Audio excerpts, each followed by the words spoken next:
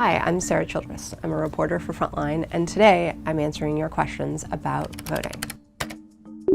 Harlan Abraham writes, why doesn't every adult 18 and over have a government-issued ID? That's a great question.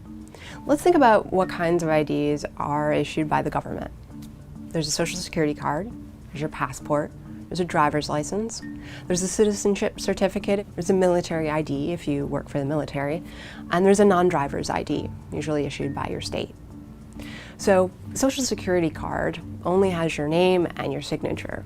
It doesn't work for photo ID at the polls because it doesn't have your photo and it doesn't have a current address, so that's out. Passports are expensive, and less than half of Americans have one. A driver's license, well, if you don't drive or you don't have a car, you're not going to have one of those. A citizenship certificate, if you were born in the US, you don't have one of those. Obviously, a military ID is only for members of the military. That leaves us with non-driver's ID, and there's several barriers to getting one of those. One of them is your birth certificate, which you need in order to get this ID. Not everyone has a birth certificate. Sometimes those records have been lost or destroyed. Sometimes they're in other states. So getting that document can be difficult and it can be costly. So those are the kind of barriers that people experience when they try to get these kinds of IDs. And that might seem like a small population, but it turns out it's not.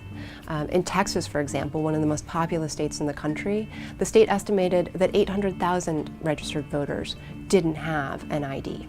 In North Carolina, it's 300,000. Wisconsin, 300,000. In Pennsylvania, it was about 500,000 voters that didn't have a proper ID at the polls.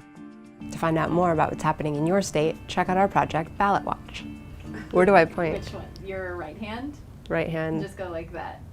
Is that weird?